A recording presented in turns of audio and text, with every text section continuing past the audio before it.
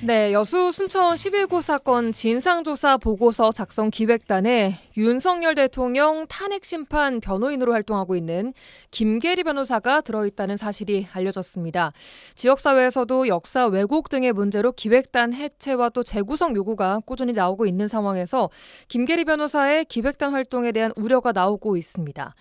자, 이 사실을 처음으로 알린 기본소득당 용혜인 대표 전화 연결돼 있습니다. 의원님 안녕하십니까? 네, 안녕하세요. 기본소득당 용혜인입니다. 예, 안녕하세요. 자, 우선 이야기를 하기 앞서서 최근 국회 이야기부터 좀 들어봐야겠습니다. 최근 국회 국조특위 또 행안위 전체회의에서 윤 대통령 내란 혐의 관련해서 국민의힘 의원들과 대립하는 모습, 또 고성이 오가는 모습도 몇 차례 나왔습니다. 지금 국회 상황부터 간단히 전해주시겠습니까? 네, 이유 없이 대립하거나 고성이 오가는 것이 아니라, 이 내란 혐의 관련된 국정조사, 그리고 지금 정부의 업무 진행 상황을 살피는 행정안전위원회 등의 상임위 진행을 좀 의도적으로 파행시키고자 하는 국민의힘 의원들과, 어떤, 이렇게, 대립하는 과정이었다라고 말씀드려야 할 것 같고요. 예. 국정조사를 비롯해서 전반적인 국회 운영을 방해하고 또 내란 수계 변호에만 급급한 모습들을 여당이 보여주고 있습니다. 결국에는 그런 내란 선동에 맞서서 국회를 정상화하고 필요한 개혁 과제들을 하나씩 해나가는 것도 국회가 다 해야 하는 소명이라고 생각합니다. 예, 알겠습니다. 자, 그럼 본격적으로 김계리 변호사 이야기 좀 해보겠습니다. 이 김계리 변호사가 여순 사건 진상조사 보고서 작성 기획단에 들어있다는 사실은 언제 처음으로 알게 됐습니까? 네, 탄핵 심판이 시작되고 얼마 안 돼서 알게 됐습니다. 예. 인지하고 즉시 행안부에 관련 자료를 요구를 했고, 일주일 전쯤에 공식적으로 확인해서 세상에 알렸습니다. 사실 윤석열 피청구인이 제지할 정도로 열성을 다해서 내란 수계를 변호하고 있는 사람이 바로 김계리 변호사 아닙니까? 예. 이런 사람이 여순 사건의 진상조사 보고서 작성 기획단원이다라는 것에 상당히 좀 큰 충격을 받았습니다. 우선 여순 사건에 대해서 잘 모르시거나 혹은 일반 국민 입장에서는 이게 문제가 있다고 왜 그렇게 생각을 할까? 기획단 활동을 열심히 하면 되는 것이 아닌가 하는 분들도 계실 수 있거든요. 네, 일단 여순 사건은 대한민국 최초의 계엄령으로 민간인이 희생되었던 비극입니다. 그러니까 계엄을 통한 내란 시도를 옹호하는 변호인이 대한민국 최초의 계엄령으로 민간인이 희생됐던 여순 사건의 진상규명을 과연 제대로 할 수 있겠냐라고 하는 문제 제기를 하는 것입니다. 예. 이 12.3 비상계엄의 위헌성과 불법성을 부정하는 사람이 77년 전 여수와 순천에서 발생한 비상계엄의 위헌성과 불법성을 파헤칠 수 있을 리가 만무하기 때문인데요.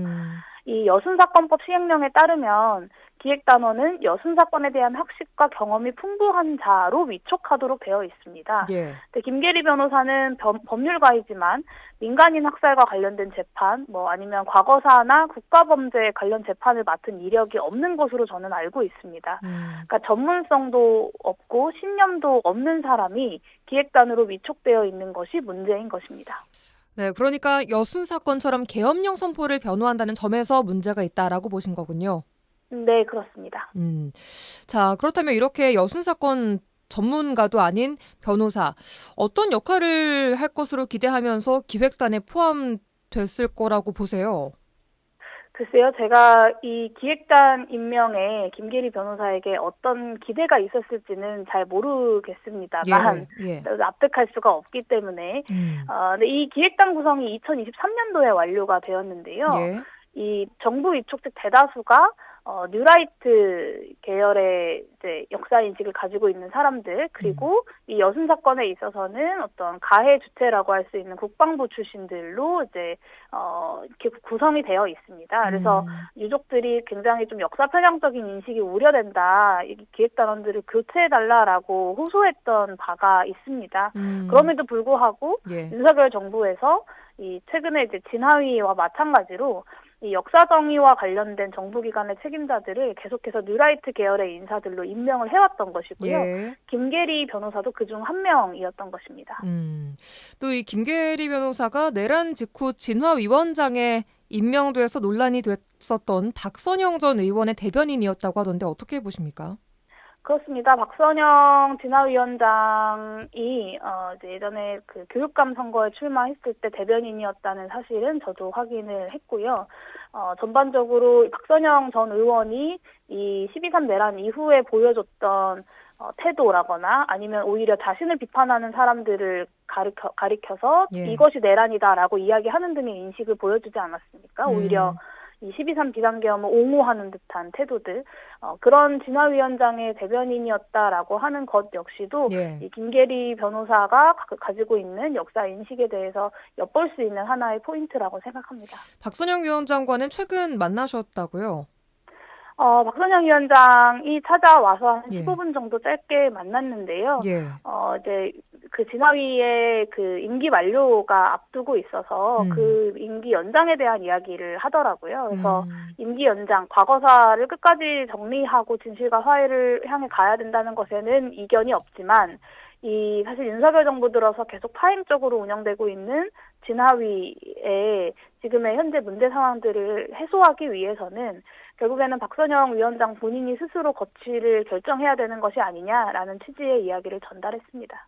직접 거취에 대한 얘기를 하셨어요? 네, 그렇습니다. 알겠습니다. 자, 그렇다면 여순 사건 기획단 구성에 대해서 이 지속적으로 지역사회에서 문제 제기를 하고 있다는 것은 좀 쭉 듣고 계시죠? 네, 그렇습니다. 지난 여순사건법 개정안이 통과될 때 제가 발의한 법안도 함께 통과가 된 건데요. 예. 그 과정에서도 그렇고, 그러니까 유족회 그리고 시민사회와도 긴밀히 소통하고 있습니다. 그 과정에서 김계리 단원만이 문제가 아니다라는 것도 익히 알고 있습니다. 그래서 예. 관련해서 작년 국정감사에서도 이 여순사건위원회가 좀 내실 있게 제대로 운영될 수 있도록 많은 지적들을 하기도 했습니다. 예, 그렇다면 여순 사건 위원회에서 기획단 구성에 대해서 좀 빨리 논의를 한다든지 내부 논의 중이라고 하기는 합니다만 좀 빨리 움직여줬으면 좋겠는데 지금 대통령 탄핵 국면에서 국무총리와 행안부 장관, 이 위원장과 부위원장이 모두 공석입니다. 그래서 쉽지 않다라는 전망인데요. 어떤 해법이 좀 있다고 보세요? 네, 지난 화요일 국회 행안위 업무보고에서 지금 고기동 행정안전부 차관, 직무대행이죠, 장관. 예. 여순사건위원회 부위원장이 누구냐라고 제가 물었는데 예. 제대로 답을 못 하더라고요. 사실 행정안전부 장관 직무대행인 본인입니다. 그럼에도 불구하고 모르고 있었다라는 건 그 장관의 공백 상황에서 이 여순사건위원회의 운영이 사실 좀 방치되어 있는 것이 아닌가라는 생각이 듭니다. 예. 사실 그 유족들과 국회가 수차례 지적을 한 끝에 여순사건위원회가 내부 논의를 거치겠다라고 이제 말한 것은 좀 고무적인 일이라고 생각하는데요. 이 예. 기획단 구성에 대해서 예. 만약 문제 제기가 이루어지지 않았다면 다음 기획단 구성도 지금껏 비슷하게 관행적으로 이루어졌을 것이라고 생각합니다. 그래서 결국에는 국민들과 국회의 제대로 된 감시와 관리 감독만이 여순사건 진상규명을 제대로 해낼 수 있는 유일한 해법이라고 저는 생각하고요. 이 기획단 임명이 제대로 이루어지는지 이 부분을 앞으로 여수 시민분들께서 함께 지켜봐 주시기를 부탁드리고 저도 국회에서 함께 열심히 모니터링하고 목소리 내겠습니다. 예. 여순사건 기획단이 재구성된다면 지금과는 다른 기준과 시스템이 만들어져야 하지 않나 싶은데 어떤 조언 주시겠습니까?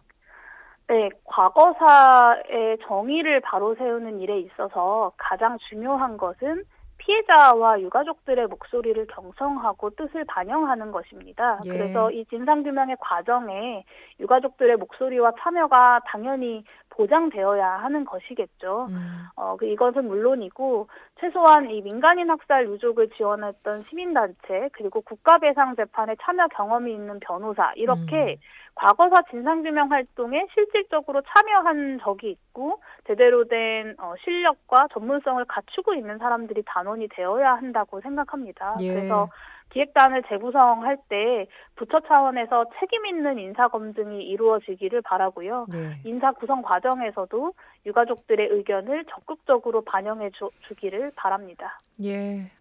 네, 지금 전국 상황이요. 기획단 재구성 문제를 포함해서 여순위원회의 업무, 결국 여순 사건 진상 규명 작업에 차질이 생기고 있는 것이 아닌가 우려하는 목소리가 지역에서는 많이 나오고 있거든요.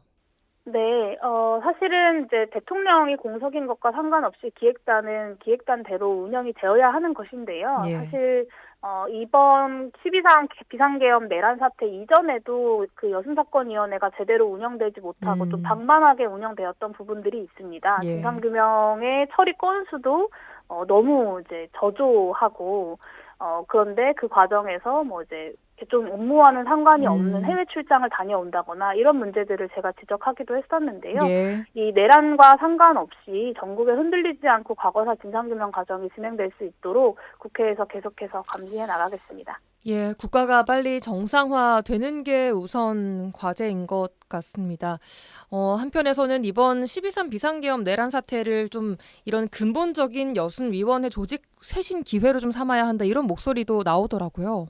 예. 윤석열 정부에서 여순사건위원회를 비롯해서 과거사와 관련된 여러 가지 국가기관들 그리고 뭐 인권위 같은 원래의 기관 설립의 취지와 맞지 않는 활동들을 이어가고 있는 기관들이 참 많았습니다. 예. 이 탄핵 심판, 내란 수계에 대한 피청구인 윤석열에 대한 탄핵 심판이 마무리가 되고 새로운 정부가 세워지는 과정에서 우리가 과거사 정리 문제를 어떤 시각과 방향을 가지고 해나갈 것인지에 대한 사회적 합의도 필요하고요. 예. 또 실제로 과거사 진상규명이 힘있게 진행될 수 있도록 많은 정부 차원의 지원이 필요합니다. 예. 사실 과거사 민간인 학살의 유족들은 이미 굉장히 연세가 많으시지 않습니까? 그렇습니다. 하루라도 빨리 진상규명이 완료돼서 제대로 된 사과와 또 화해 그리고 배보상의 과정들이 진행될 수 있도록 해야 할 것입니다. 예, 알겠습니다. 여기까지 듣겠습니다. 오늘 기본소득당 용혜인 대표와 함께 이야기 나눠봤습니다. 고맙습니다. 네, 감사합니다.